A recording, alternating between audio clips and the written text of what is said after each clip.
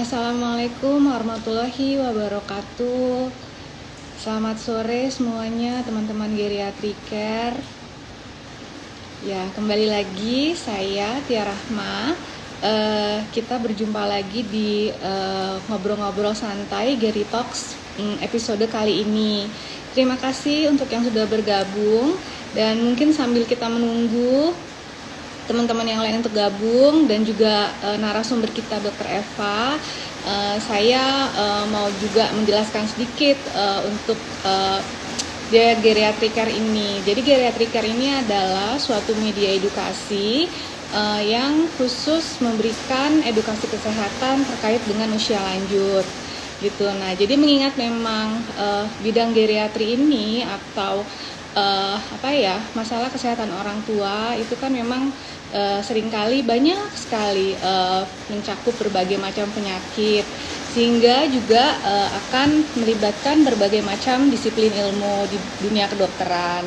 Oleh karena itu, kami dari Geriatriker selalu berusaha memberikan info dari dokter-dokter atau ahli-ahli yang memang sudah sangat ahli di bidangnya. Seperti kali ini kita mengangkat tema mengenai asam urat dan nyeri sendi. Kenapa? Karena memang beberapa teman-teman geriatriker itu ternyata masih penasaran gitu ya sama yang namanya nyeri sendi. Itu yang namanya asam urat yang kayak apa, atau nyeri sendi karena pengapuran seperti apa gitu ya. Oleh karenanya hari ini kita ditemani sama Dr. Eva Musdalita, spesialis penyakit dalam, konsultan reumatologi. Dr. Eva ini adalah seorang pengajar, staf pengajar dari Fakultas Kedokteran Unsyah, Departemen Penyakit Dalam, Divisi Reumatologi. Nah, jadi mungkin Dr. Eva kelihatannya udah bergabung nih. Mudah-mudahan udah bisa. Oke, aku yang invite aja. Nah, jadi sambil menunggu Dr. Eva untuk join. Itu dia.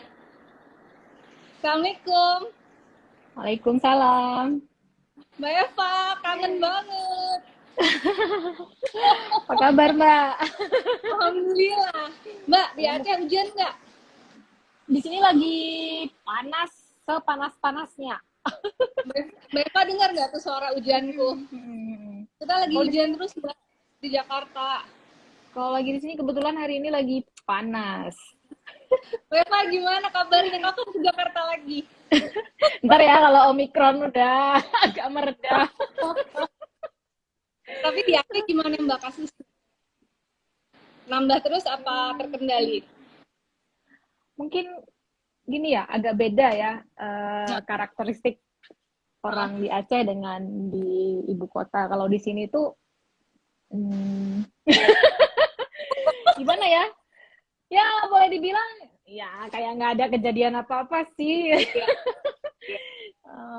Mungkin rasa tingkat kepercayaan warga Aceh sendiri terhadap masalah COVID ini masih lebih rendah gitu. Ya, jadi kita masih rame aja kayak biasa. Dan mungkin kasusnya ada, tapi karena nggak pada berobat gitu ya. Apalagi kan Omikron ini kan mungkin klinisnya ringan-ringan aja. Jadi kayaknya semua pada mikir mungkin flu atau sakit biasa gitu. Tapi kemarin itu waktu saya ke Labkesda, kebetulan ada urusan pemeriksaan ini, ada kok kata mereka sudah mulai banyak nih yang PCR positif gitu. Tapi mudah-mudahan ya di Aceh kan begitulah. tapi yang penting insya Allah mudah-mudahan Mbak Eva sehat-sehat juga kan? Alhamdulillah. Oh, alhamdulillah sehat. Aku lihat soalnya repot banget nih Mbak Eva. Oh enggak, itu merepot-repotkan diri aja. Karena aku kan ibu rumah tangga, punya hobi juga. Jadi ya semuanya disenang-senangi aja, nggak ada yang terkesan repot. Aku suka ngeliat tanamannya Mbak Eva emang. Inilah Mbak main ke Aceh.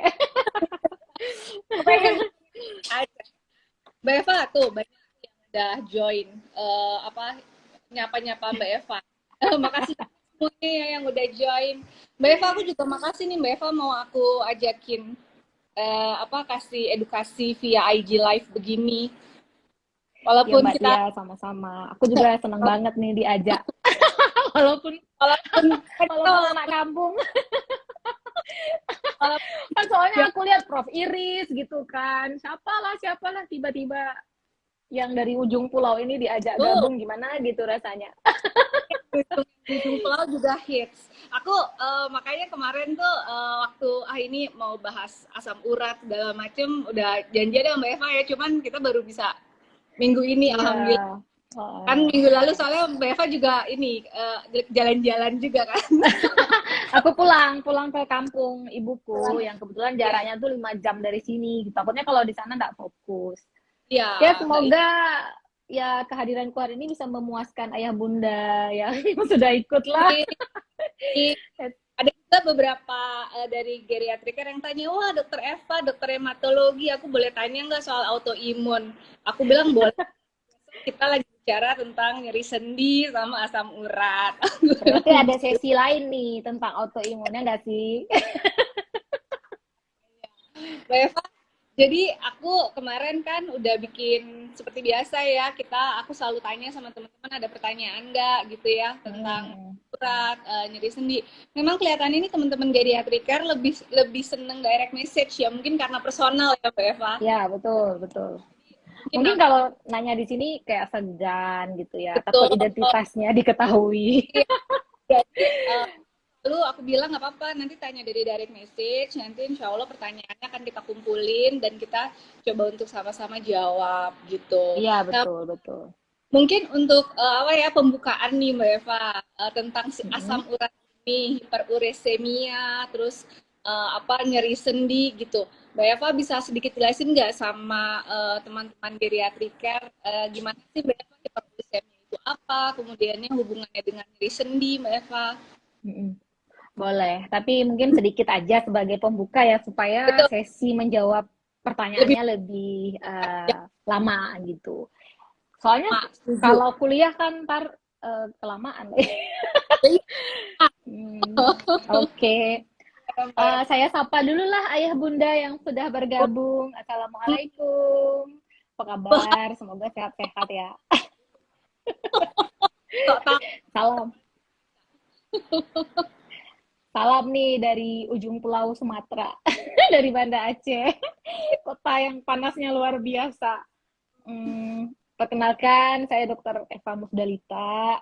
Saya temannya seangkatan Dr. Tia. Masa-masa bersuka cita sekolah SP2 di FKUI itu. Benar-benar infinite experience.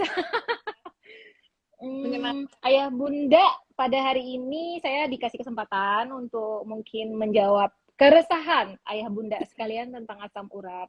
Sebenarnya saya kepingin sekali itu kan meluruskan pendapat Ya, ayah bunda tentang nyeri gitu. betul, betul. Soalnya ayah bunda ya, nggak cuman yang di sini, ayah bunda di luaran sana, itu kalau sudah nyeri pasti kayak otomatis nih, refleks saja pergi ke depot. Kalau di Banda Aceh ya kita tuh punya depot, apotek yang menyediakan pemeriksaan asam urat secara singkat ya.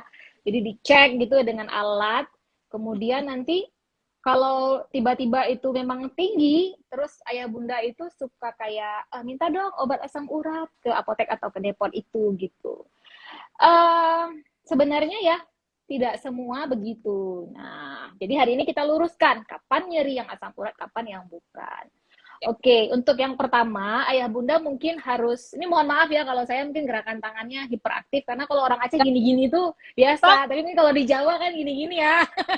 Ini bukan kurang sopan ya, refleks. Refleksnya gini-gini. Nah, jadi yang pertama ayah bunda harus tahu dulu.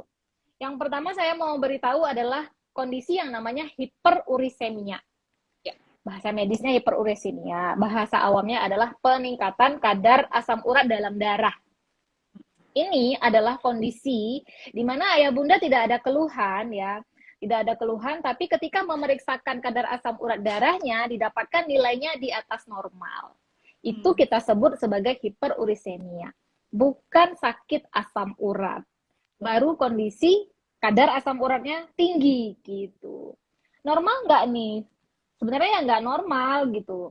Tetapi pada usia ayah bunda ya yang tidak ada keluhan, kadang-kadang kalau kadarnya itu di bawah 8, itu tidak perlu diapa-apain. Bagaimanapun ya di usia kita yang usia-usia ayah bunda ya geriatri lah ya. Kondisi-kondisi metabolismenya kan udah nggak normal lagi gitu ya Mbak Tia ya. Ya, Iya. betul. Nah, kemudian ada lagi keadaan yang namanya asam urat sendi. Kalau bahasa medisnya gout arthritis. Itu adalah kondisi di mana ayah bunda mengalami nyeri disertai dengan pembengkakan sendi. Kemudian saat diperiksakan kadar asam urat bisa tinggi, bisa normal. Nah, jadi tingginya kadar asam urat tidak menjadi patokan bahwa ayah bunda menderita atau mengalami kelainan asam urat sendi. Gitu. Sekarang kan definisinya asam urat sendi ya. Jadi perlu di-note bahwa keluhannya itu selalu terjadi di persendian. Yang manakah sendi itu? Sendi itu adalah yang ini nih, yang mata, yang patah-patah ini. Contohnya di tangan, saya mau nunjukin di kaki, tapi sulit. Yang patah-patah ini loh ya bunda, entah itu jari, entah itu tangan yang suka dikutak, kutak gitu ya, entah itu di siku, di bahu, bahkan di rahang, nah, bergerak-gerak, nah, itu adalah sendi. Semua yang bisa dipatah-patahin ini itu adalah sendi. Jadi kalau ayah bunda mengalami nyeri ya, misalnya di betis, bukan di tempat yang patah-patah itu loh. Nah, itu Iya. bukan sendi. Itu nyerinya bukan juga nyeri sendi. Itu adalah nyeri, mungkin nyeri tulang, mungkin nyeri otot, mungkin nyeri tendon. Yang definisinya adalah bukan sendi. Gitu loh, ayah bunda. Apalagi kalau ayah bunda misalnya suka bilang, duh kesemutan nih jari-jarinya, kan gitu. Terus cek asam urat, terus tinggi. Terus belilah obat asam urat. Definisinya aja udah salah karena kesemutan di jari-jari, bukan di sendi gitu. Ayah bunda, lokasi sendi yang paling sering dikenai itu adalah sendi kaki. Jadi kalau ini jari kaki ya, umpamanya nih jempol kaki ya. Di sini nih, di perpatahan ini nih. Sampai dia punya nama khusus gitu, namanya podagra.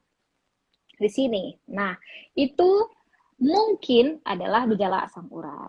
Nah, tentu saja ayah bunda ya, walaupun saya sudah kasih tahu ciri-cirinya yang seperti itu, tetap ada kriteria klasifikasi yang kita dokter-dokter juga berpegangnya di situ. Ada kriteria klasifikasinya yang dibuat oleh ACR.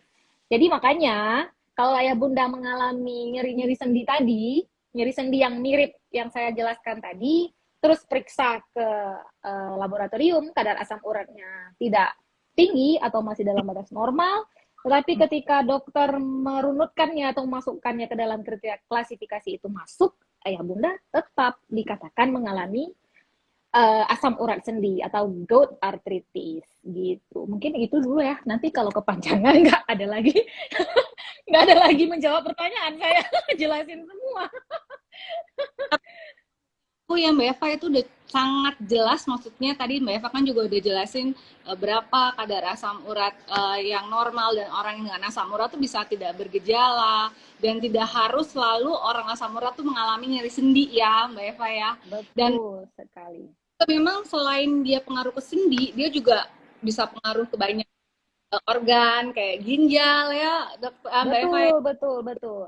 Nah, nanti itu kita nanti kita bahas itu di penata laksanaan komplikasinya gitu.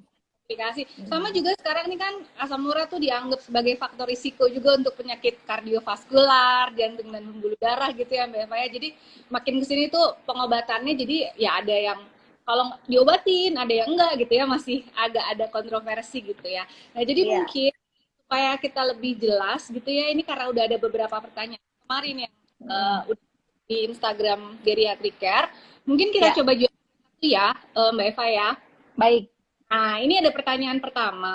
Memang sengaja nggak disebutin namanya karena ini semi konsultasi ya. Konsultasi nih, banyak yang curhat. Jadi, dok ingin bertanya, orang tua usia 49 tahun. Dari dulu berat badannya memang berlebih, tapi bersyukur tidak ada sakit gula dan tidak ada sakit darah tinggi. Sekarang kalau sholat, nggak bisa berdiri karena lutut dua-duanya nyeri. Ini asam urat bukan ya, dok, katanya. Soalnya kalau lihat nafsu makan ibu saya, itu masih suka makan daging jeroan. Bagaimana baiknya ya, dok? Sekarang ini sih cuma ditempel koyo katanya. Karena ibunya juga nih alhamdulillahnya nggak berani minum obat-obatan macam-macam nih, Mbak Eva. Nah, jadi ini pertanyaan Hmm. di lutut nih, Mbak Eva. Gimana, Mbak? Nyeri Nah, lutut terus usianya geriatrik ya kan? yang Oke. Sekarang eh, pertanyaan pertamanya, maksudnya seharusnya kalau kita dokter ya kita tuh tanya lebih lanjut gitu. iya. Nyeri yang dirasakan itu kapan ya lebih memberatnya? Apakah saat bangun tidur pagi atau setelah banyak aktivitas gitu? Nyeri saat beristirahatkah atau nyeri setelah banyak aktivitas?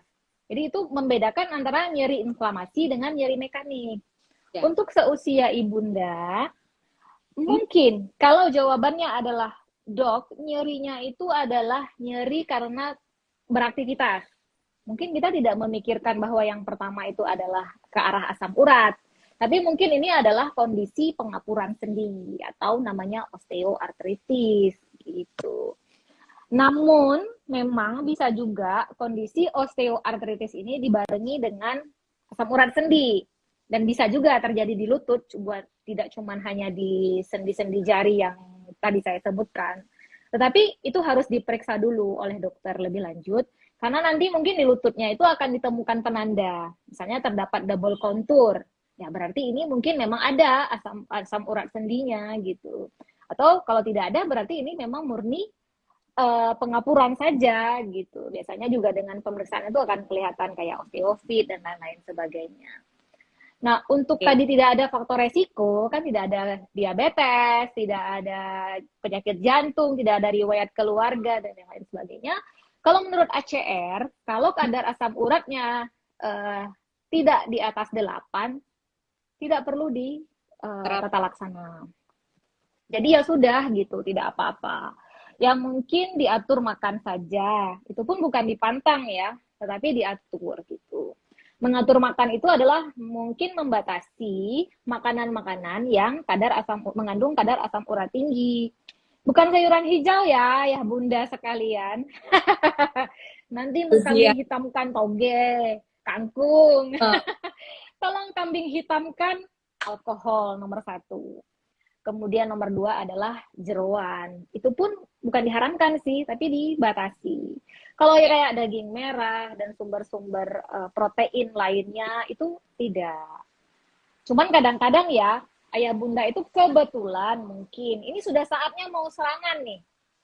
Ini mau serangan gout kan, asam urat ini kan ada fase tenang, ada fase dia akut, fase dia merah meradang sakit gitu. Hmm. Kebetulan pas besoknya itu kumat peradangannya atau serangannya, malamnya habis makan nasi goreng. Terus gara-gara nasi goreng. Terus mencatat di dalam sejarah hidupnya, saya tidak boleh makan nasi goreng karena bisa membuat asam urat saya kumat. Gitu sih yang sering kejadian. Kalau saya ya, kalau ada pasien begitu, saya bilang, nanti setelah sembuh ini serangan, coba makan nasi goreng lagi ya, dengan nasi goreng tempat makan yang sama. Apakah muncul serangan? Ya, kalau muncul berarti iya. Kalau kagak berarti itu cuma kebetulan. Dan kebanyakan mereka mencoba. Jadi, Gitu. jadi Jadi, banyak sekali pantangan-pantangan sendiri ya, Mbak Eva ya. Padahal mungkin sebetulnya nggak seperti itu, tapi akhirnya jadi ada pantangan-pantangan sendiri. Nah, orang tua biasanya tuh kalau yang ada pantangan-pantangan gitu makannya makin jadi lebih susah, bingung gitu. Mau makan apa nih kalau pantangannya banyak betul. banget? Sayur boleh, daging nggak boleh, seafood katanya juga nggak boleh. Ada tuh Mbak Eva pertanyaannya di nomor sekian dari teman. Oh ya ya ya ya. Nanti kita jawab detil. Nah, Mbak Eva, jadi mungkin untuk si ibu ini langkah pertama adalah nomor satu, udah pasti mesti foto lutut dulu ya, Dokter Eva ya, Mbak Eva ya. Ya, ya ke Foto dokter lah, lutut, jangan foto sendiri. jangan selfie ya. Foto apa? Foto radiologi maksudnya untuk lututnya. Kita Ya, lihat pengukuran atau enggak. ya. Kalau misalnya memang nanti ada pengukuran, kemungkinan nanti bisa lebih lanjut ke dokter spesialis reumatologi seperti Dokter Eva, itu nanti di USG ya Mbak Eva ya, biar bisa kelihatan double Ya, betul. konturnya. Double kontur nanti lebih lanjut kita mesti ambil kalau ada cairan sendinya, biasanya ada sih ya kalau double kontur ya Mbak Eva ya. Lihat ada nggak? Kalau lagi kondisi serangan biasanya ada cairan, kita periksakan. Ya. Jadi artinya memang ya masih kemungkinan besar sih ini pengapuran osteoartritis gitu. Nah, kemudian yang kedua Mbak, dok, nyeri sendi itu kan macam penyebabnya.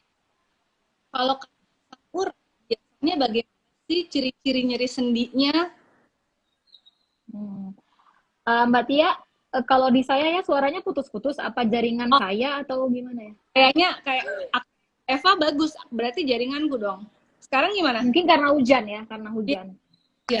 Tapi sekarang masih putus-putus, suaranya tuh putus-putus gitu. Tapi aku membaca gerakan bibir.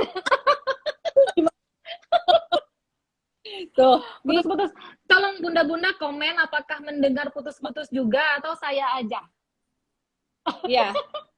Coba komen ayah bunda ya. Komen apakah saya aja yang putus-putus. Ini ayah bunda saya menyerbu ke sini nih. Beberapa saya kenal. Ya putus-putus. Tuh, ini apa putus-putus ya katanya ya? Iya, putus-putus itu. Putus-putus. Bunda Rismadani dari Aceh menjawab putus-putus, Dok. Novia Rama juga putus-putus. Iya, Dokter Tia putus-putus. Oke. Apa kita yang putus-putus aku ya? Dokter Eva Mbak Tia. Apa kita mau ulang yang putus-putus?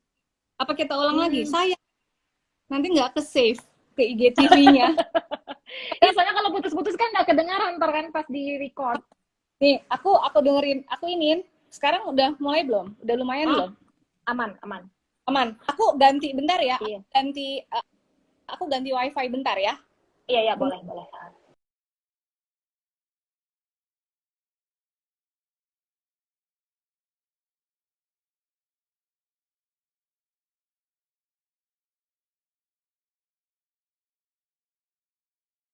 Udah aman.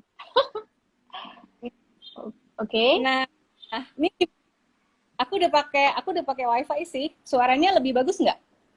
Ya. Untuk sementara lebih bagus. Dan aku deketin banget ke muka aku. Apa-apa, kalau orang cantik mah dari deket makin cantik. Gimana? Ya kan nggak flawlessnya. Tuh.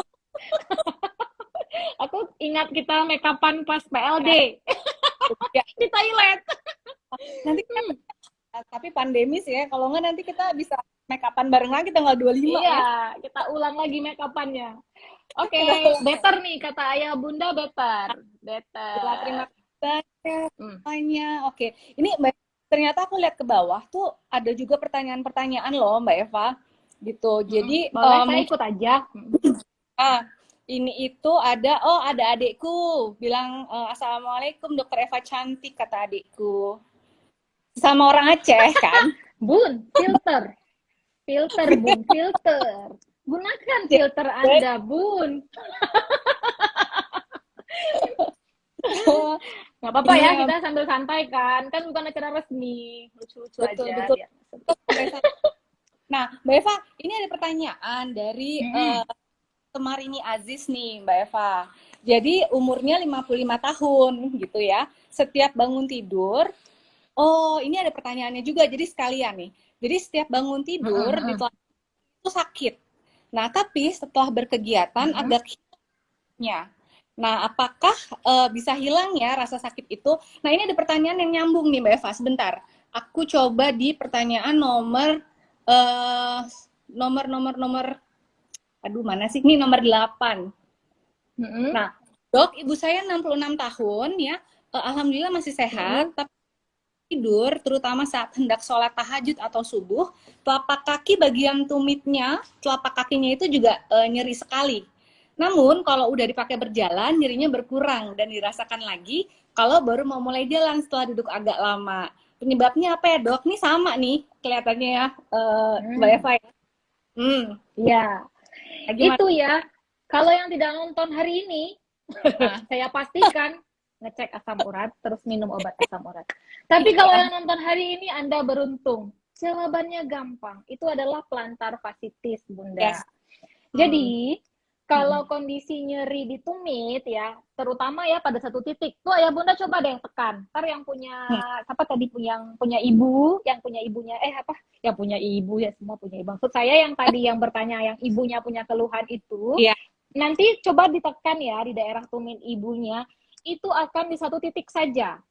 Satu titik artinya kalau geser dia tuh enggak gitu. Itu adalah suatu ciri atau tanda bahwa nyerinya adalah nyeri tendon. Urat kalau bahasa awamnya. Kalau nyerinya karena sendi, itu ditekan, itu nyerinya semua. Dia nggak akan di satu titik. Bergeser dikit, tekannya hilang. Jadi itu adalah penanda gampang untuk Ayah Bunda memastikan ini nyerinya sendi atau bukan, gitu ya. Nah, itu namanya plantar fasciitis. Plantar fasciitis itu adalah suatu kondisi radang pada urat yang ditumit, namanya plantar fascia dalam bahasa kedokterannya. Jadi nama penyakitnya plantar fasciitis. Diapain ya? Sebenarnya kalau dalam tata laksana plantar fasciitis menurut aturan, itu biasanya kita kasih dulu obat anti radang. Yang biasanya kita kasihnya minumnya sampai 15 hari ya. Tentu saja pilihan obatnya disesuaikan dengan umur dan kondisi komorbid. Misalnya kalau ada lambung, misalnya kalau ada jantung, misalnya kalau ada ginjal. Nah, makanya kalau Ayah Bunda beli obat di toko obat, mereka tidak tahu obat ini punya efek kemana-kemana. Mereka cuma tahu ini obat ngilangin nyeri, silahkan. Mau pasiennya ada komorbid kek, enggak kek, dikasih. Nah, tapi kalau ke dokter, tentu saja dokter tuh tahu pilihan obat yang kondisi begini, ini begini. Nggak semua rata. Emang kalau obat yang dokter kasih nggak kayak simsalabim, gebrak, cuprak, hilang langsung gitu, enggak. Kita itu memilih obat adalah yang efikasinya benar, efektif, efisien, tapi juga meminimalkan efek samping gitu. Bunda tahu nggak sih yang namanya steroid? Pasti tahu nih, banyak yang pakai nih. Nah, itu kalau misalnya beli obat di toko obat, itu pasti dikasih itu. Kalau udah bilang nyeri asam urat, pasti dikasih itu. Itu kalau minum, sekarang minum, detik berikutnya sudah bisa sepak bola. Tapi, ya, Bunda lama-lama itu akan mengalami yang namanya withdrawal, ketergantungan akan obat itu satu. Yang kedua, tulang keropos kalau diminum jangka panjang, dan yang lain-lain sebagainya. Itu jadi panjang, nanti mungkin dibahas di yang berikutnya. Jadi yang tadi ya, tata laksana plantar fascia, biasanya kita kasih dulu obat yang SID. Kemudian dibarengi dengan exercise ringan untuk melatih tendon telapak kakinya itu. Biasanya ya kalau yang paling gampang tuh botol. Ini ada pulpen, ini telapak kaki kita ya. Ini botol nih, anggaplah ini botol, ini telapak kaki ya. Taruh tumitnya di sini, terus botolnya diguling-gulingin gitu. Tapi kalau tidak ada perbaikan, biasanya kita injeksi. Alternatifnya adalah injeksi. Nah, kalau saya jujur aja, lebih senang langsung injeksi. Kenapa? Karena umumnya ya, kalau dikasih obat udah lama ya kan. Terus kayak kalau misalnya pasien habis ya ada komplikasi lah gitu kan, lebih aman kalau misalnya kita langsung injeksi gitu. Agak sakit sih, tapi demi tidak sakit seterusnya. Jadi gitu. Bisa dua. Yang pertama memang kita kasih obat-obatan untuk penghilang nyeri yang NS itu mungkin kalau obat-obatannya tuh yang kita nggak boleh nyebut obat sih ya Mbak Eva ya. Jadi golongan NSAID gitu ya yang bisa kita beli. Dan ada juga dijual bebas tuh kan di apotek-apotek. Nah, nggak boleh dipakai jangka waktu lama juga, apalagi kalau udah usia lanjut seringkali mempengaruhi lambung, bisa bikin perdarahan kalau makannya kelamaan kan gitu. Jadi mungkin suntik itu akan lebih efektif gitu ya.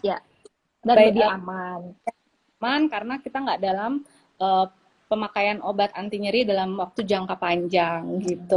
Mudah-mudahan tidak melewati sirkulasi sistemik ya. Kalau suntik kan memang langsung ke tendon yang bermasalah gitu. Yes, mudah-mudahan menjawab ya Tante Marini. Tapi sih kadang-kadang kalau orang tua kan ini bahaya nggak ya dok gitu yang ditakutin ya Mbak Eva. Insya Allah sih ya Mbak, cuman nggak nyaman aja ya. Sakit kan? Kalau sakit bagi saya nyeri itu adalah bahaya. Kenapa? Karena mengganggu Aktivitas. aktivitas yang Ya. otomatis kita yang seharusnya produktif Jadi nggak produktif. menurun. Ya, jadi tidak produktif. Akhirnya menurun kan gitu. Terus membuat kita depresi karena merasa nyeri, iya kan? Ini mau kemana susah, mau pakai high heel susah. Kalau untuk yang bunda-bunda masih muda sih. Nah kalau untuk bunda-bunda yang sudah berusia lanjut juga rasanya itu mengganggu kan, karena nggak bisa sholat dengan maksimal gitu ya, nggak bisa melakukan aktivitas yang Ya. Ya. sehari-hari dengan. Karena kadang-kadang ada yang suka nanya juga, dok, ini kayak gini nih tulang saya nyeri. Pertanyaan tuh langsung yang katastrofik gitu Mbak Eva. Takutnya takut tulang nggak ya dok? Atau apa nggak ya dok? Jadi Iya sih, kadang-kadang itu wajar ya. kita Ya kan wajar. nggak ke arah sana lah, Bismillah gitu ya. Ya wajar sih, karena kalau nyerinya hebat ya, kita Iya, pasti overthinking ya betul. kemana-mana. Nah kalau nyeri plantar fasciitis ini nyerinya nyeri hebat. Kalau nyeri asam urat lebih hebat lagi gitu. Bukan cuma pegel-pegel kalau nyeri asam urat itu ya, Mbak Eva. Bukan. Banget, pegang sedikit aja tuh kayak kesenggol sedikit aja nggak kuat gitu ya, Mbak Eva. Malah lebih nyeri dari nyeri hati. Lebih nyeri hati. Oh my god. Eva, Ya. pertanyaan dari Kakak Inong Aceh. Nih kayaknya di seberang sana nih dari Banda Aceh. Halo ya, Kak Inong. tadi saya lihat nih ya IG-nya diserbu sama kakak-kakak dari Aceh. Alhamdulillah. Iya, alhamdulillah jadi tahu nih ada Geriatri Talk setiap minggu. Oke, Bun, lanjut pertanyaannya. Kak Inong Aceh nanya, Dok Fa, ibu saya umur 72 tahun, lututnya suka sakit kalau jalan sekitar 15 menit. Kalau lansia, menjaga kesehatan lututnya ada latihan ringannya nggak sih, Dok Fa? Jadi kelihatannya ini udah osteoartritis ya, Mbak Eva ya? Ya, mungkin ini sama kayak yang pertanyaan yang sebelumnya ya, Dokter Tia, yang tentang nyeri mekanik tadi, yang nyeri lutut ya. Ini kayaknya juga tanda-tanda ke arah pengapuran sendi, terutama di lutut, namanya osteoartritis. Bunda di Aceh kan, bawa dong ke tempat Dokfa, dia di USG. Oke, mengenai olahraga, ya namanya juga osteoartritis ya. Osteoartritis kan pengapuran yang definisinya adalah penyakit degeneratif. Artinya ini adalah penyakit yang memang karena sudah usia gitu.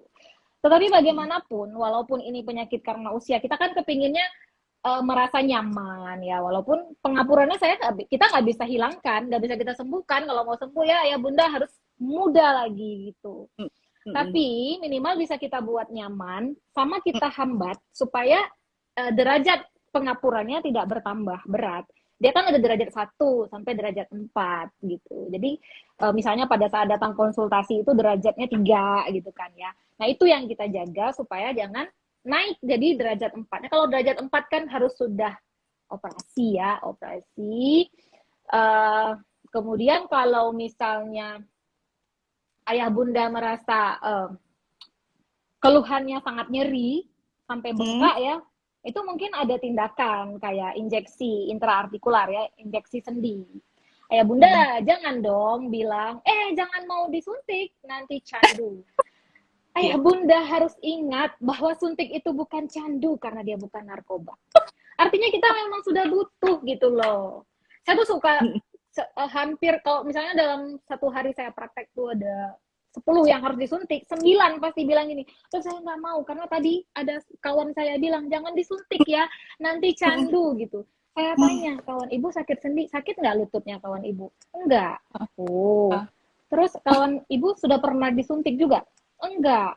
Oh. Terus kawan ibu pernah lihat kawannya sampai nggak bisa jalan gara-gara disuntik? Enggak. Oh. Coba kalau dia yang sakit. Maksudnya kalau dia di posisi sakit, ya nggak mungkin lah akan mau ya rela menahan sakitnya gitu sampai berkomentar seperti itu gitu. Jadi suntik ini kebutuhan kayak mobil. Mobil sudah tua gitu. Tentu saja harus perawatan dong, maintenance. Seperti muka juga harus kita rawat. Ini karena nampak kita rawat, lutut nggak nampak gitu kan. Nah, ketika lutut sudah nyeri itu berarti dia minta perawatan, ya harus dirawat. Jadi itu bukan candu. Yang namanya candu tidak butuh kayak narkoba. Kita tidak butuh narkoba, tapi kita pakai. Itu menjadi candu. Ini butuh, gitu loh. Kok agak-agak ngegas saya. Karena kalau udah ngomongin masalah ini saya Karena kan Nah gitu. mesti ada yang diluruskan. Iya, betul. Tapi kalau ayah bunda nggak mau dirawat ya nggak apa-apa, silahkan. Nanti ketika usia mobil kijang ayah bunda 70 tahun dengan mobil kijang saudara ayah bunda yang umur 70 tahun yang dirawat, tentu akan berbeda dong. Apa namanya? Berbeda performansnya gitu. Ntar nanya lagi kok bisa awet muda dirawat gitu ya. Oke, kemudian olahraga ringannya Terus itu Mbak Eva sekalian, ya, ya, jadi bisa sekalian teman-teman yang di direct message juga merasa terjawab nih. Jadi ada pertanyaan juga nih dari direct message yang berkaitan sama ini. Jadi kalau untuk orang tua yang lututnya nyeri, sebaiknya olahraga akan apa? ya. Nah, itu. Baik. Sebenarnya orang dengan nyeri sendi tidak ada pantangan untuk berolahraga. Tetapi untuk usia-usia yang sudah lanjut, yang dengan mengalami problem pengapuran, itu mungkin olahraganya adalah olahraga yang tidak terlalu membebani sendi gitu loh. Misalnya ya ayah bunda maksain jogging tuh ya, tapi joggingnya sekian berapa ya kayak orang normal gitu mungkin enggak. Olahraga yang paling disarankan itu adalah olahraga ringan, misalnya berenang ya, atau kemudian jalan di dalam air gitu. Kita memanfaatkan gravitasi air itu. Jadi prinsip olahraganya adalah menguatkan sendi. Ayah bunda gampang, tinggal googling olahraga apakah yang bisa menguatkan sendi.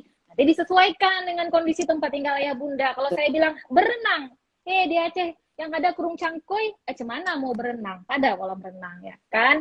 Kalau mau ke kolam renang mungkin harus ke Hotel Hermes yang mahal itu gitu kan susah.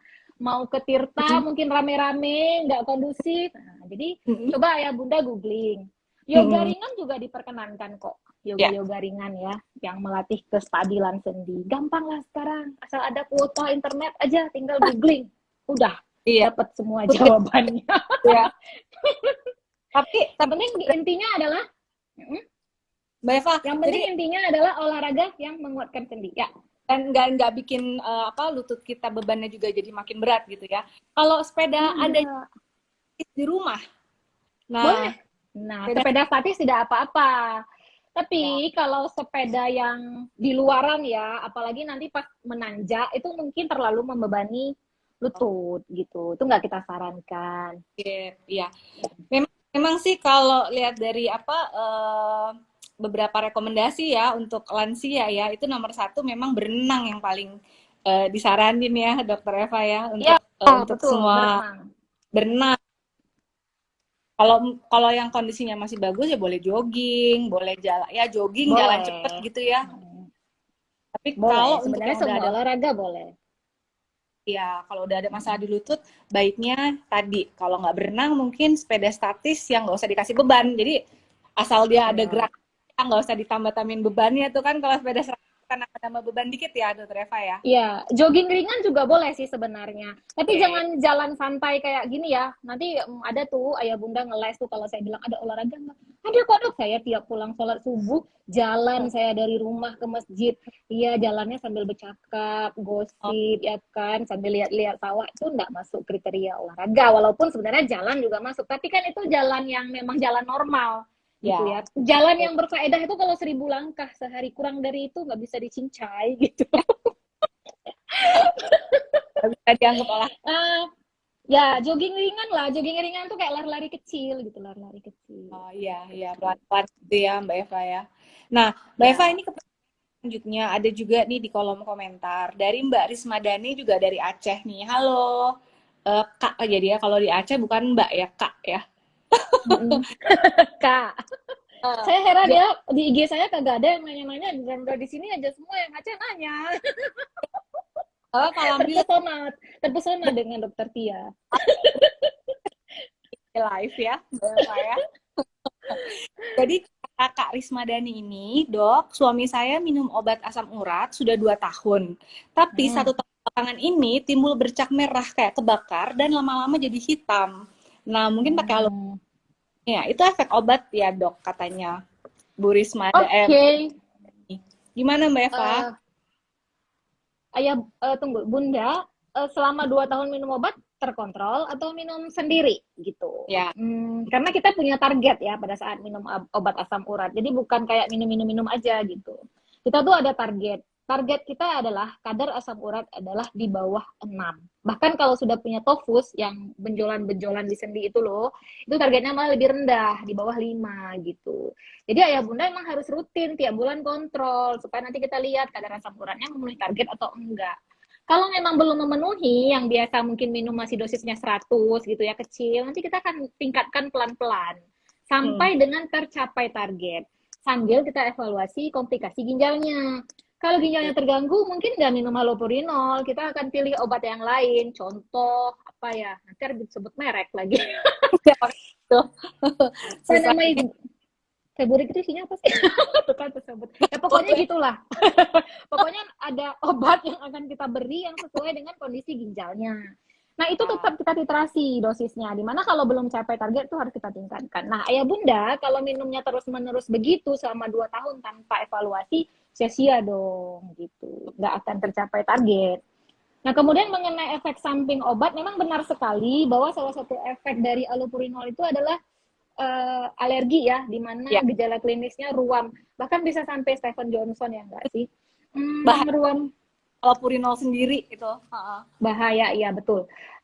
Tapi nggak semua orang, ini jangan nanti semua stres gara-gara itu. Tidak semua orang mengalami itu. Mungkin dalam 10.000 satu orang gitu. Karena itu tidak rezeki badan ya, tidak rezeki badan. Artinya memang Allah kasih tubuhnya sensitif terhadap allopurinol. Cuman kalau sudah 2 tahun nih saya agak-agak mungkin apakah dia tipe delay ya, tipe delay sensitivitas mungkin bisa jadi. Tapi coba dulu deh dipastikan benar nggak itu gara-gara allopurinolnya, gara-gara allopurinolnya. Walaupun memang benar allopurinol itu bisa bikin alergi yang gejalanya adalah muncul kayak bula itu bahasa medisnya bula, kalau bahasa awamnya kayak benjolan-benjolan berisi air, benjolan-benjolan ya. Kak Urtika sampai kayak vesikel gitu loh ya. Ya, berisi air kayak orang cacar lah. Kayak orang cacar, tapi mungkin lebih lebar-lebar dan banyak, padat gitu ya. Kemudian kalau pecah hitam gitu. Perhatikan juga ya bibir. Kalau mungkin gejala-gejala awal, kalau belum sampai muncul ruam, kayak bengkak, tebal gitu ya. Tebal gitu. Itu mungkin bisa jadi itu, dan obatnya harus dihentikan. Berkonsultasilah dengan dokter terdekat gitu. Nggak harus, kalau di daerah ayah bunda nggak ada reumatolog, boleh kok ke dokter spesialis penyakit dalam aja. Nanti spesialis penyakit dalam. Nanti akan dipikirkan obat pengganti. Jangan gara-gara itu, yang melepuh nih kata Bunda Ken, melepuh. Melepuh. Jangan gara-gara alergi, khawatir dengan allopurinol atau alergi dengan allopurinol terus tidak berobat lagi asam uratnya. Ada pilihan obat lain. Karena tadi ya, seperti dokter Tia jelaskan, komplikasinya bisa ke ginjal, ke jantung, kalau ke sendi ntar jadi kayak tumbuh benjolan-benjolan itu kan secara estetik aja udah mengganggu ya, dan nanti juga mengganggu fungsi dari sendi, nggak bisa bergerak normal lagi gitu. Iya, betul. Jadi mudah-mudahan segera di stop dulu obatnya, langsung ketemu dokter internis atau reumatolog yang terdekat ya Kak. Tapi ini Karisma ini kan di Aceh, bisa ke dokter Eva langsung dong. Iya dong. Bercanda lah Bun. Ya ke rumah sakit, pokoknya yang ada dokter penyakit dalam. Iya. Nah, Mbak Eva, ini ada pertanyaan juga dari Mas Uli Yunus. Dokva punya nggak? Astaga, Mas Uli Yunus. Oke, apa-apa, lanjutkan. Ini orang remato ya Mbak? Bukan ya, Mas Uli Yunus ya? Bukan, tapi itu saya kenal dekat gitu. Oke, jadi ini itu kontraktor rumah saya. Sungguh heran ya kalau lagi pas ketemuan di tempat pembangunan rumah nggak bahas ya, di IG membahasnya apa-apa lah. Khawatir dicas kali kalau membahasnya di sana. Oke, live ditanya nih. Jadi Mas Uli Yunus, Dokva, pola makan sehat untuk yang asam urat tuh gimana? Udah ya, nanti mungkin Mas Uli Yunus bisa lihat lagi video kita di IGTV untuk bahasan jenis olahraga tadi ya. Tapi untuk pola kalian ada yang tanya juga tadi. Kita kan di depan udah itu masalah yang pantang-pantang sayur gitu ya. Tuh gitu ya Mbak Eva. Jadi gimana nih? Oke. Pola makan tetap kayak biasa. 3 kali sehari ya makan besar diselingi dengan 2 kali atau 3 kali makan kecil. Tentu saja kalori disesuaikan. Ini kalau mau ngomong ideal kali nih, tentu saja kalori disesuaikan dengan berat badan. Kan karena saya kenal Bapak ya, dan menurut saya berat badannya agak lebih gitu. Jadi mau bikin harus ada restriksi kalori gitu ya. Restriksi artinya dikurangi. Tetap kenyang, tapi memilih jenis makanan mungkin yang tidak terlalu banyak mengandung karbohidrat gitu ya. Lebih banyak ke sayuran ya atau buah-buahan gitu. Ayah bunda ini sering kayak gini loh Mbak Tia. Dok, saya makan nasi segini loh. Segini aja jadi daging gitu. Nah, iya Bu, iya. Saya malam gak makan. Saya pagi makan kue oat, makan siang segini, tapi jadi daging, tetap gemuk. Terus saya tanya, terus kalau biasa ibu kalau menunya apa? Nanti kadang-kadang roti kabin 2, nanti saya makan pisang rebus, ubi rebus, kentang rebus, gitu kan. Saya senyum. Nah ya bunda nggak tahu kalau roti kabin, Mbak Tia tahu nggak ya roti kabin? Itu roti atau apa sih? Mbak Tia kan ada darah Acehnya juga kan ya. Roti peta itu loh, biskuit tawar yang peta, biskuit tapi aduh, merek apalah. Yang nggak ada gula, dia kan ada versi yang ada gula, ada yang versi enggak. Nah itu, nanti diprotes lagi, itu kan ada gulanya dok, kecuali saya makan yang ada gulanya, gitu. Itu kan tetap dari tepung-tepungan. Semua makanan yang dari tepung-tepungan itu adalah karbohidrat, sama kayak nasi. 2 keping roti tawar kabin itu adalah sama dengan nasi ya, sama dengan 1 piring nasi. Oke, aturan makannya tetap ya. Unibis, nggak boleh sebut merek nanti endorse. Dibilang nanti endorse biskuit kita. Mayan ya. Terus pola makannya begitu. Yang kedua jenis makanan, kan kita kan jadwal. Tadi udah bahas jadwal ya 3 kali ya. Kemudian jenis makanan untuk orang penderita asam urat semua tidak ada yang terlalu diharamkan. Tidak ada yang dibuat haram hukumnya, nggak ada gitu. Ya, tapi semuanya dibatasi gitu. Yang sangat riskan ya, yang artinya dia sangat memberikan faktor resiko untuk meningkatkan asam urat adalah misalnya ampela, karena dia punya nilai biologik purin yang sangat tinggi. Jadi apa sih? Pokoknya jeroan ya, isi dalam kalau bahasa Aceh. Ya. Entah itu ginjalnya, entah itu hati, entah itu jeroan, dan yang lain-lain. Kemudian berikutnya yang harus dibatasi. Kalau ayah bunda bisa tidak makan sama sekali, nggak apa-apa, itu lebih bagus gitu. Tapi kalau dalam kondisi-kondisi misalnya, itu udah jadi ciri khas makan gitu ya, jangan melulu itu, mungkin 1 bulan 2 kali atau 1 itulah gitu. Tapi kalau bisa tidak sama sekali itu lebih bagus. Kemudian yang berikutnya adalah ragi, yang mengandung ekstrak ragi.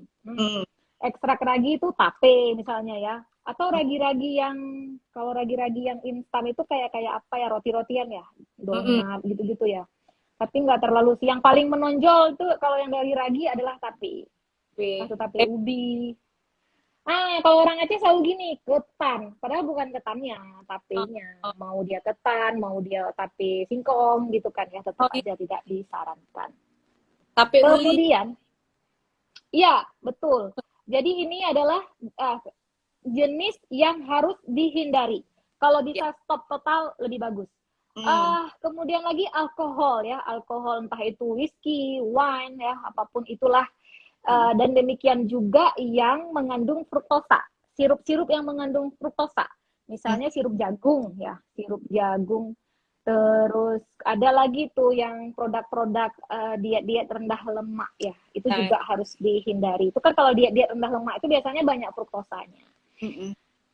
Selanjutnya yang lain-lain itu dibatasi ayah bunda, termasuklah seafood. Jangan nggak sama sekali makan seafood, itu dibatasi. Kita yakin ya kalau kita orang Indonesia, itu kita pasti pola masakan dan makanan di rumah itu bervariasi. Mungkin hari ini seafood, besok enggak gitu kan. Jadi kalau seafood pun tidak semua ya, misalnya lobster, tiram, udang ya, kepiting. Kalau ikan masih aman kecuali ikan sarden. Satu lagi itu justru ikan kan teri. Ikan teri, tapi ikan teri bukan dagingnya yang bermasalah, tapi adalah tulangnya. Karena kan kalau makan ikan teri kan nggak mungkin yang ngupas dagingnya, tulangnya dibuang gitu kan, pasti makan semua. Kecuali kalau ayah bunda kepingin makan teri, pilih tuh, kupasin dagingnya satu-satu gitu. Di tulangnya sih sebetulnya yang agak tinggi ya, agak tinggi kadar asam uratnya gitu. Jadi Jadi itu yang tadi ada yang dihindari, ada dari yang dibatasi berkurangi. gitu.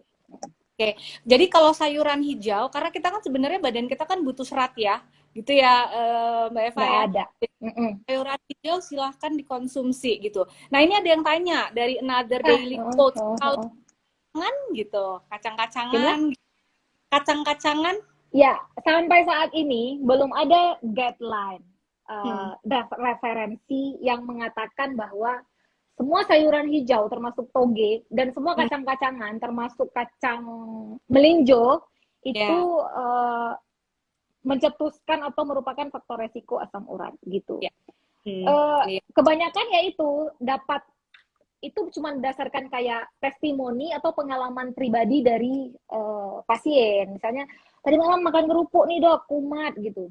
hmm, Kita kita sih belum ketemu data evidence-nya ya. hmm, Sampai kan harus tahu dong, bukan cuman bilang melinjo mencetuskan asam urat. Tapi ya, kita harus tahu di berapa kita makan melinjo gitu kan ya.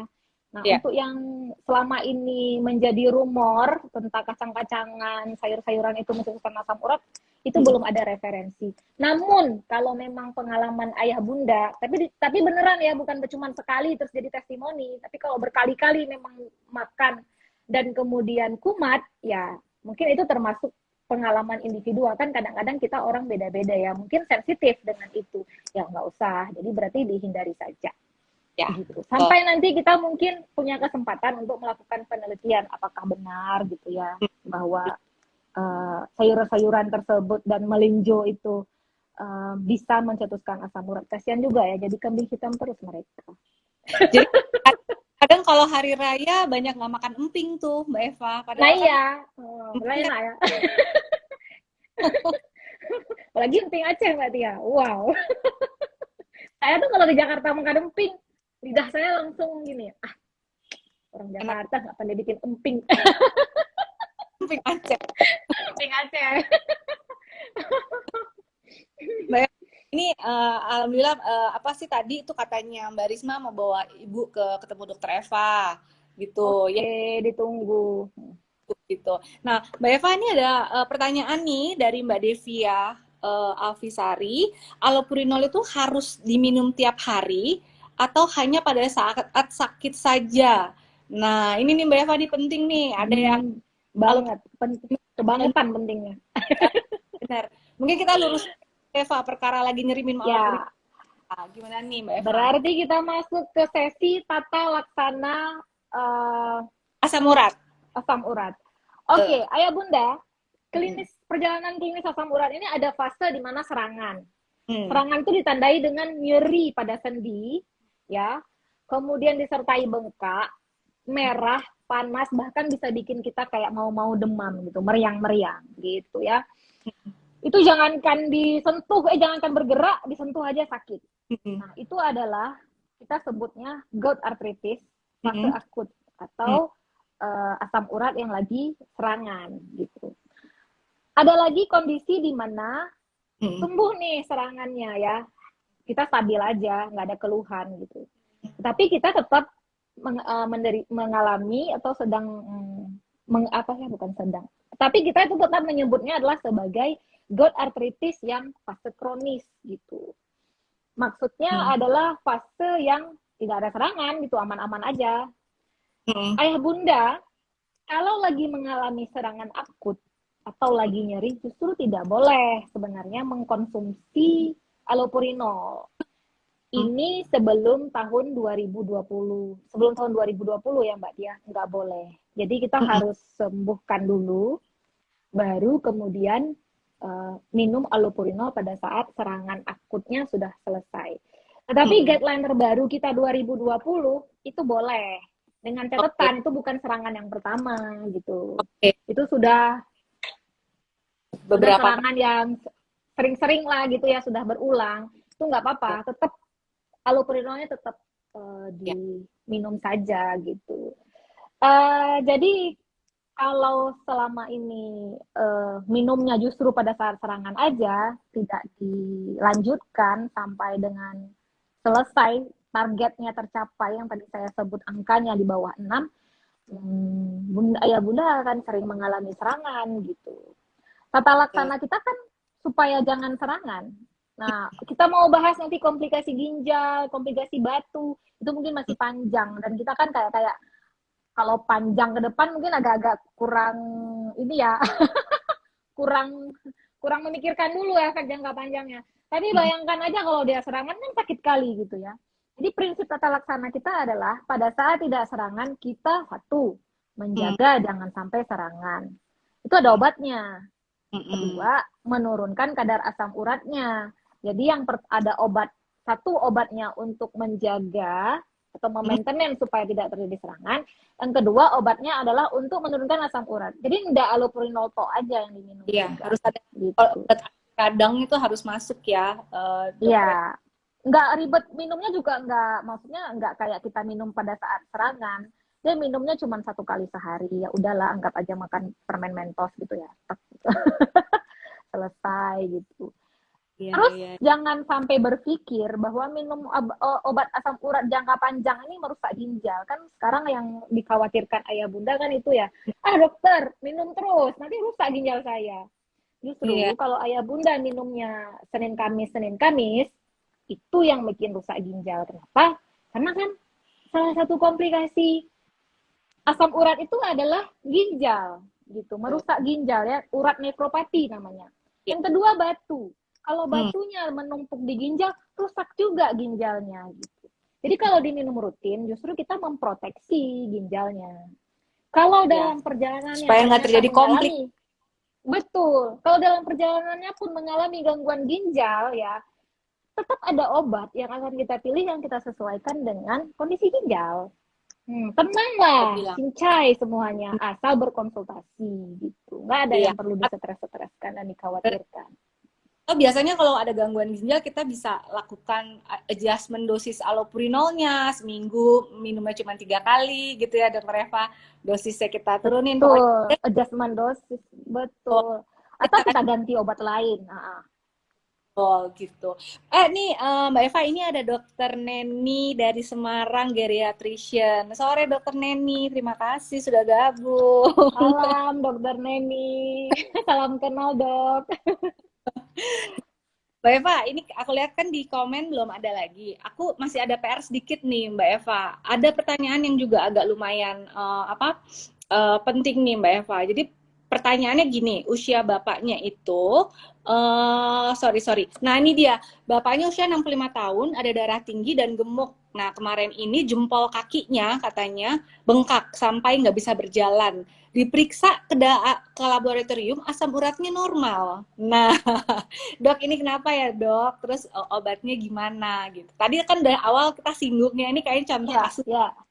Gimana? Betul. Saya senang nih kalau contoh-contoh kasus gini ya. Jadi kita baca langsung to the point. Benar. Kalau lihat lokasi nyeri, lokasi tempat terjadinya bengkak dan nyeri itu kan jempol kaki ya. Itu adalah tempat yang paling disukai oleh asam urat. Nggak tahu kenapa. Kenapa Mbak Tia? Ada sih jawaban secara ilmiahnya, cuman nggak usah lah kita bahas di sini. Ya. Jadi memang itu adalah kalau lihat lokasi ya, itu adalah tempat yang paling sering dan paling disukai oleh si asam urat. Namun saya nggak bisa memastikan 100% kalau memang kita belum lihat sendiri. Tapi katakanlah itu memang benar ya. Dan ketika ayah bunda periksa kadar asam uratnya normal, itu tetap kita sebut gout arthritis. Tetap kita sebut asam urat sendi. Tidak semua pasien dengan gout arthritis, terlebih pada fase-fase sudah sering-sering serangan, itu kadar asam uratnya akan tinggi gitu. Bisa normal. Saya lupa persentasenya. Mungkin ada rekan-rekan saya yang rheumatologis juga di sini. Tadi saya lihat ada Bang Faisal, ada Bang Andi, mungkin bisa bantu di kolom komen. Lupa saya persentasenya berapa ya. Berapa persentasenya orang yang mengalami serangan asam urat sendi, tetapi kadar asam uratnya normal gitu. Pada kondisi ini, kita memang tidak memberikan obat penurun asam urat. Nah, kita tata laksana dulu peradangannya atau serangannya. Nanti kita evaluasi lagi. Biasanya nanti itu ya setelah dia sudah sembuh dari serangan, itu kadar asam uratnya biasanya akan tinggi kembali gitu. Di situ baru kita mulai lagi memberikan obat asam urat. Jadi kadar asam urat tidak menjadi patokan. Yang menjadi patokan adalah gejala klinis. Yes. Nyeri sendi ada karakteristiknya ya. Kemudian kita punya skor tadi yang skor klasifikasi ACR. Nanti dihitung sama dokter masing-masing yang menangani itu. Kalau memenuhi ya sudah, itu tetap sebagai asam urat sendi. Ya, betul. Nah, betul dokter. Ya. Mbak Eva, ini ada pertanyaan tambahan dari direct message Mbak Eva. Jadi ibunya itu ada sakit darah tinggi, umurnya 62 tahun, sudah minum allopurinol lama katanya Mbak Eva. Kemudian cek asam urat, selama ini asam uratnya tuh di sekitar 7 setiap kali kontrol. Tapi asam allopurinol ini masih terus diminum. Pertanyaannya, apakah memang allopurinol ini akan terus diminum atau bisa di stop ya dok suatu saat gitu? Jadi dia udah terkontrol kayaknya kadar asam. Tapi kan target kita kan itu belum. Iya. Jadi kalau memang ini kan ada faktor resiko ya, ada komplikasi artinya. Berarti kan kita targetnya itu adalah di bawah 6 minimal ya, kalau bisa malah di bawah 5. Nah, kalau misalnya allopurinolnya itu sebenarnya masih tetap diminum. Malah kalau sekarang kayaknya kalau memang minumnya rutin selama ini, malah sebenarnya dosisnya tuh harus naik. Menurut saya ya. Ya, karena kan targetnya belum capai. Kalau memang minumnya belum rutin. Tapi kalau memang sudah rutin gitu ya. Tapi kalau memang rutin minumnya, itu harus kita naikkan dosisnya menurut saya. Tapi kalau memang minumnya belum rutin, mungkin dirutinkan dulu. Mungkin kadang hari ini minum, besok enggak, atau mungkin minum pas saat serangan selanjutnya enggak. Berarti harus dirutinkan dulu. Tapi kalau memang sudah rutin, berarti harus dinaikkan dosisnya, itu enggak cukup kalau memang belum tercapai target yang di bawah 6 tadi. Kalau apalagi kalau minumnya cuma 1 kali 100 ya, itu masih dosis yang sangat rendah. Kita tuh bisa sampai 900 bahkan 1200 juga nggak masalah, tergantung dari umur dan tergantung dari fungsi ginjalnya juga gitu. Setuju. Jadi memang pentingnya itu ya kita kontrol ke dokter supaya apa? Nggak sia-sia udah minum obat tapi nggak ada manfaatnya ya Mbak Eva ya.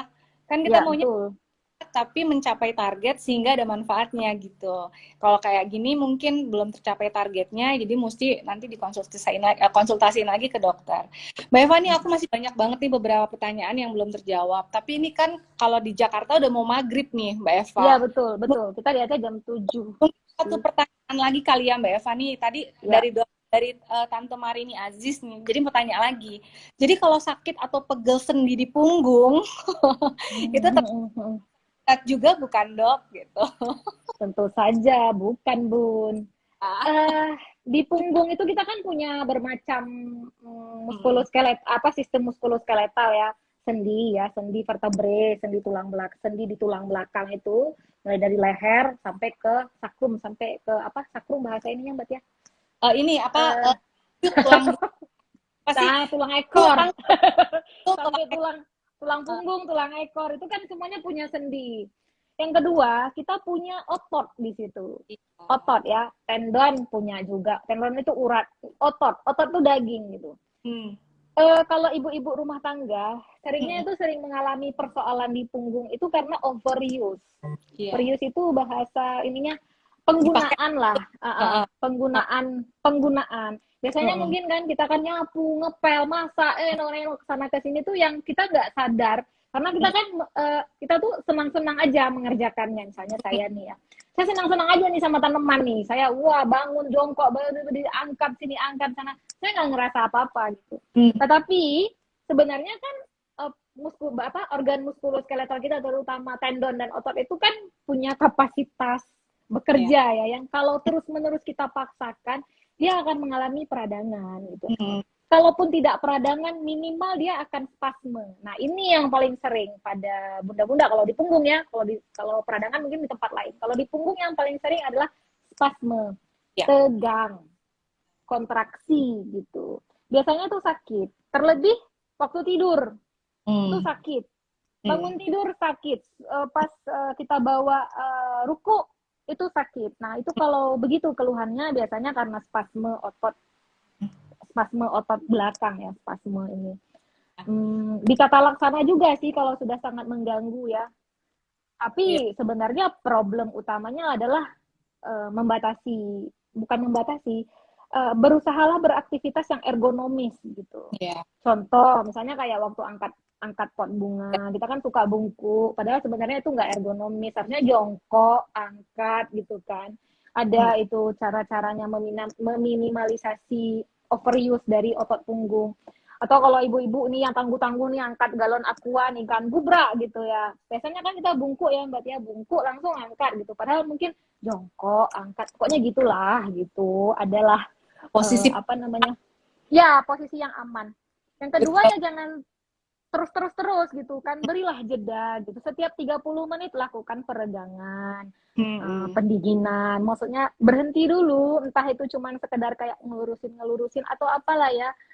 Stop dulu lah gitu. Kalau usianya udah kayak saya, di atas 40, tapi kalau masih muda-muda mungkin sejaman gitu ya. Kita duduk di kantor, bekerja di komputer tidak disarankan lebih dari 60 menit. Statis gitu kan. Tetap harus ada peregangan. Makanya kita kalau seminar-seminar kan Mbak Tia sering tuh ya, kita 2 jam sekali itu pas di sesi break, bukan break sih, dari satu sesi ke sesi lain kita kan disuruh kayak pingin senam apalah gitu-gitu kan. Itu sebenarnya kan buat peregangan, walaupun juga kita happy. Hilang ngantuk ya kan. Hilang ngantuk gitu. Jadi usahakan melakukan hal-hal, biasakan aja, lama-lama biasa kok gitu. Supaya nanti di kemudian hari tidak sering-sering bertemu Dokva karena masalah nyeri-nyeri yang itu. Setuju banget. Mbak Eva, ini kayaknya memang nanti akan ada banyak sih bahasan. Aku juga mungkin sekalian nih di sini mau bilang sama semuanya. Di sini mungkin ada dari yang followersnya Dokter Eva, terus juga ada yang dari geriatric care. Mungkin nanti bisa kasih kita masukan ya Mbak Eva mau bahas tentang apa gitu kan. Betul. Supaya seru ya apa yang dibikin sama teman-teman nanti fasilitasi ya Mbak Eva ya. Karena kayaknya ngobrol-ngobrol kayak gini lebih bisa masuk Mbak Eva dibandingin kalau lagi di ruang dokter konsultasi. Ya betul, dan maksudnya kan ini ngobrolnya santai. Ya boleh, saya kan orangnya memang suka bercanda ya. Jadi mungkin ya Bunda jadi nggak takut gitu. Betul, kalau bertanya. Tapi mungkin Mbak Tia, mungkin yang topik ini menurut saya harus dibuat sesi keduanya. Soalnya saya belum bahas masalah obat-obat yang dibeli bebas itu gitu ya. Boleh dong. Apa mungkin kita buat sesi kedua kali ya, kapan-kapan lah. Karena sebelum ke topik lain. Mbak Eva, juga masalahnya memang ini masih ada PR dari teman-teman yang nanya direct message tuh ada beberapa yang belum terjawab gitu. Jadi, nanti kita sesuaiin waktu sama Mbak Eva ya. Kira-kira kapan kita aku sih sesuaikan waktunya sama Mbak Tia lah. Mbak Eva kan saya kan dokter kampung-kampung mana ada sibuk-sibuk kali. Nanti kita bahas lagi. Nah, kan nanti Mbak Eva waktunya ada kapan kita sambil ada PR sisa-sisa itu yang belum kejawab, kasihan kan Mbak Eva kalau nggak kejawab gitu maksudnya. Ya kan biar semuanya puas lah gitu. Iya, betul. Kan kalau begini kan ada yang belum dijawab kan ngerasa kayak udah ikut dijawab gitu kan. Nanti ada sesi kedua gitu ya. Atau mungkin Mbak Tia, atau mungkin biar lebih panjang mungkin setelah maghrib aja. Setelah maghrib Aceh ya. Soalnya kalau gini kan mentok dengan jadwal maghribnya Jakarta. Kalau kita kan masih jam 7. Jadi mungkin setelah maghrib Aceh tuh kira-kira jam 7:30 gitu.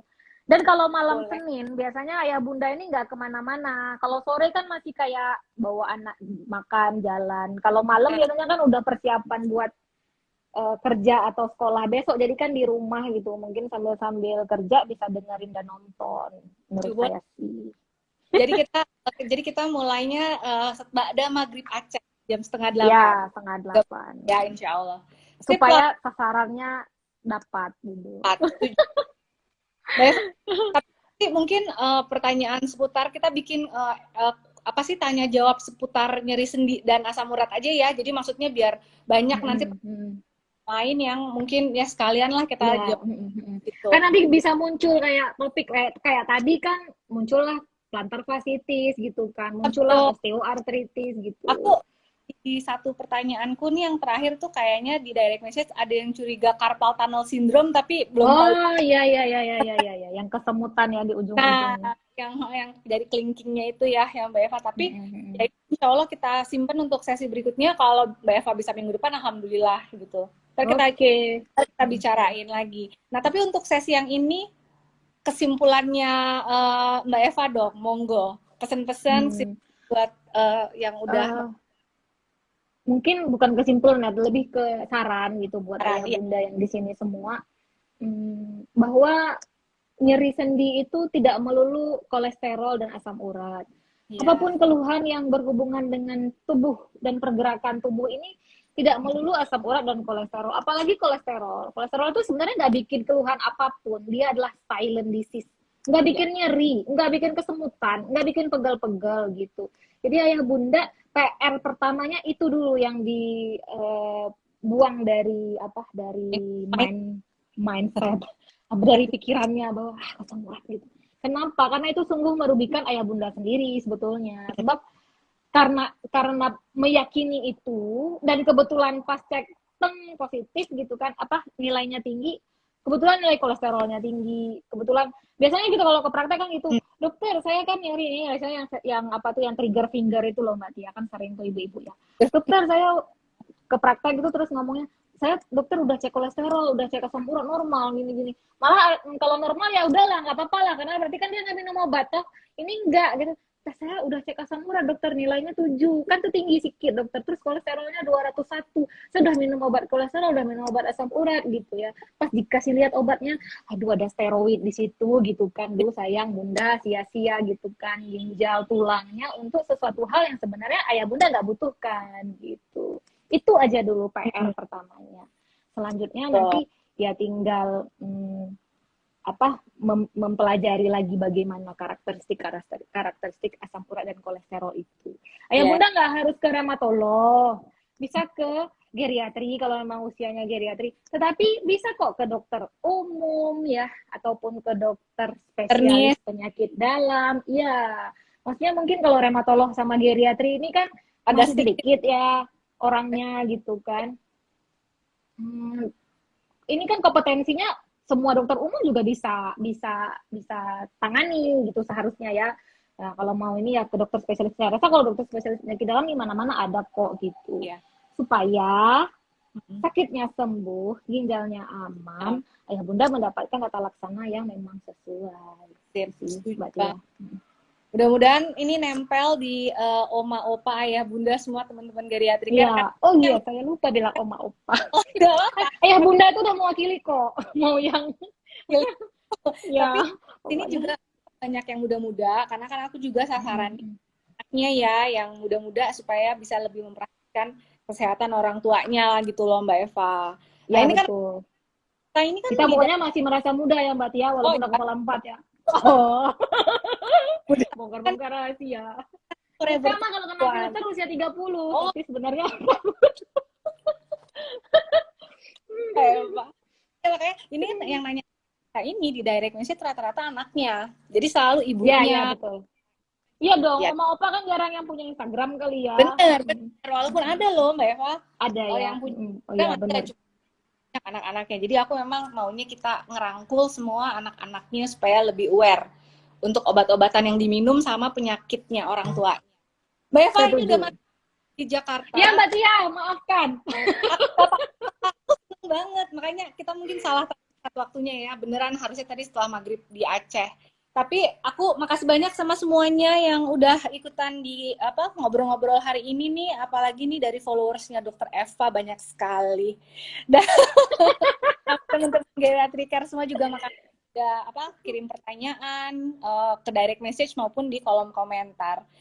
Mbak Eva, Makasih banyak Makasih share. Mbak Tia. Ayah Tahu ya. Bunda serbu IG Geriatrik Care Oh iya, ya. Di situ banyak info. Kak. Ayah Bunda yang dari IG Dova serbu IG Geriatrik Care. Ya, Banyak info untuk oma opa gitu. ya. Dan info-info untuk ayah Bunda juga. Dan kita berdua akan mencoba lebih sering lagi deh kalau ternyata ini ya, lebih sering bikin acara-acara kayak gini ya Mbak Eva ya. Ya, Jadi kita siap. jauh di mata, dekat di hati, ya kan? Betul.